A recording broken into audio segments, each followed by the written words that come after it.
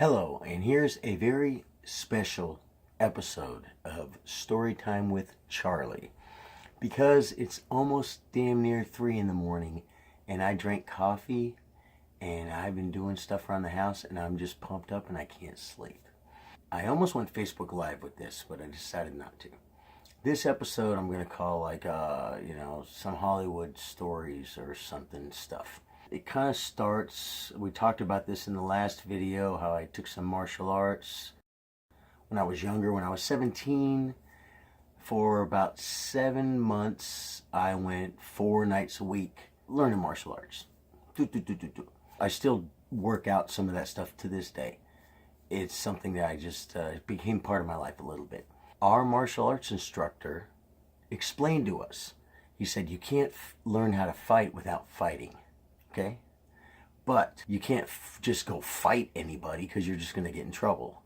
He said, so what you need to do is you need to work the door at a bar or be a work security. He said, then you'll get in fights and you'll always be on the right side. You won't have any problems. So, my buddy Ty, I'll say his name, he ain't scared. He books us some gigs. Gina Zamparelli Productions, she used to book some pretty cool bands back in the 80s in Hollywood. You know, we lied. We said we were black belts. We go down to the Roxy and we work security for a band called, their hit was Born in America. Google it. I forget the name of the band. We went down there. We walked in. We met another security guy. We're black belts, We worked, we got paid, and never got in any fights. Yeah, next time we were booked to work security was for a pretty cool band named Odin, and they were playing at the Whiskey. And we were booked. We went down there. Gina, she's passed away, I think, recently, which is really sad. She tells us, guys, I'm so sorry you wasted your drive, but I have to use house security. They will not let me use my security. We're a little bit bummed. We walk out the door, and the guy out front, the doorman, goes, "Did you see him?" We said, "Who?" He said, "David Lee Roth was just here." We're like, "What?" He said, "He was just here. It was like he just went that way." We're like, "What?" And he says, "Yeah." He said, "Hey man, is Odin playing here tonight?" And the guy told me yes. And he said, "Put me on the list." And then he freaking walked away. So we're thinking, okay, well, since we kind of got screwed out of our gig, Gina already told us, you guys come back, you got the run of the place, we let you in free, hang out, backstage, whatever you guys want. I can't pay you and have you work security tonight. So we're a little bit out of sorts because we were working, right? So I know it looks like I keep messing with my hair, but it's because I am. So across the street is an AM/PM gas station, AM/PM mini market from the Whiskey. We go across the street. Ty walks in before me. I see a black Jeep pull up. Guy jumps out. Michael J. freaking Fox. No shit. Way shorter than I remember, than I thought he would be. Okay? Way shorter. And so that was the excitement of seeing Michael J. Fox, really. And not getting to work the Odin gig. That would have been cool. Another time, Ty and I go down to Hollywood. And we go to Sushi on Sunset. There's a guy, a red-headed dude, looks exactly like Danny Bonaducci, hosting. And girls would be like, "You look like Danny Bonaducci." He'd be like, "No, I know, everyone tells me that," but it was totally him. It's a real small hallway as you're waiting for your table. And we're standing there, and freaking Emilio Estevez, like, he's shorter than me too. He comes stubbing by. And so I totally see Emilio Estevez that night too, okay? So that was kind of cool. We get up to our table upstairs, and the waitress somehow thinks she recognizes my friend Ty. And she doesn't, but she thinks she does. She says, "You're an actor." And he says, "Well, yeah, I do some stuff, And she says, I saw you today on Little House on the Prairie." And he's like, "Well, yeah. She says, "It was so good. It was so good that I kept watching it, and I needed to take a shower. And I didn't have time because I had to come to work." And I'm sitting there and I say, "And now you smell." And it was just a stupid young Charlie thing. That's what Charlie says when he's young and dumb.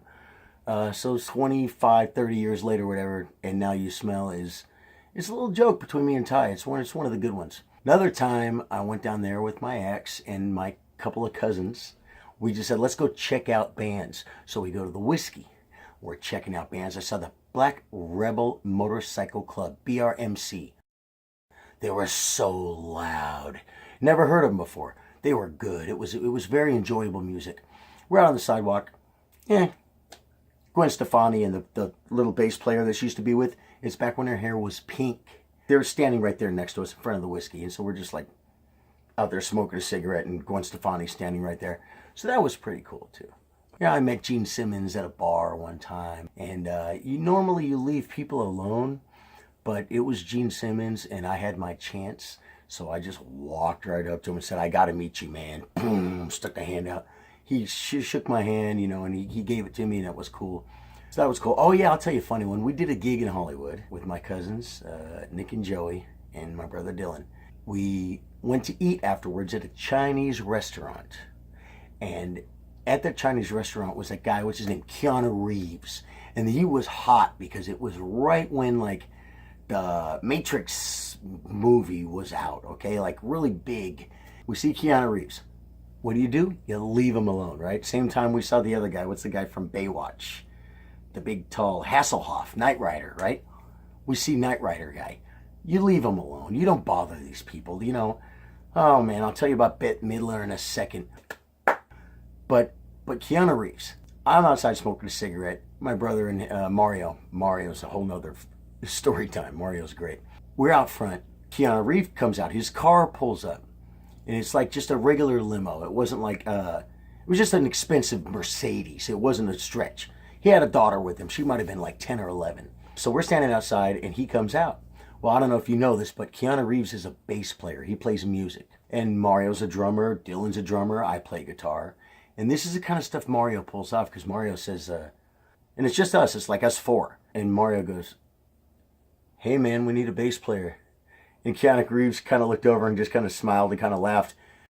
But see, that's the kind of stuff Mario does. Because Mario starts something like that, we could end up at his house jamming or something.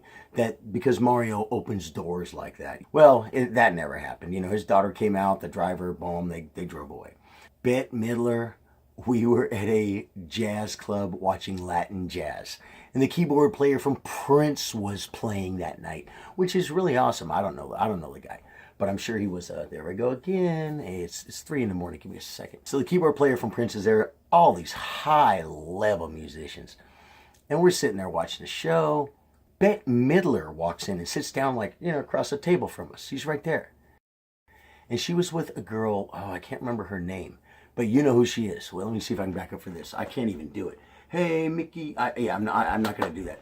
Remember, hey, Mickey, you're so fine. You blow my mind. Hey, Mickey. Hey, Mickey. Yeah. Okay. Bette Midler is with that girl. The Hey, Mickey girl. Which to me is an odd combination, right?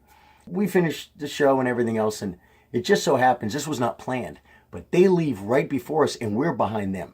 So there was like 3 dudes and Bette Midler and Hey, Mickey chick on the sidewalk, walking up the sidewalk, and they're like holding on to their purses and kind of looking back, and I'm like, slow down, guys, back up. There's, give them a second, right?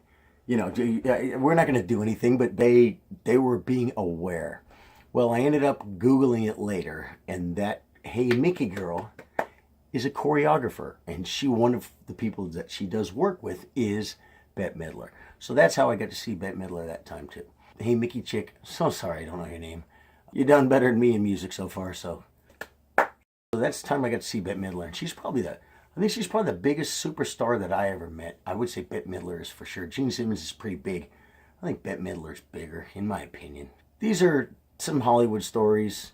I'm filming this Tuesday morning. It has to be released today. So I'm going to take my son to school. I'm going to come back. I'm going to edit this to keep this going because I fell a little behind this week. I had a busy week. I had a really busy week. Big changes going on right now and a lot of good stuff happening. Hollywood, what are we going to call this? Hollywood.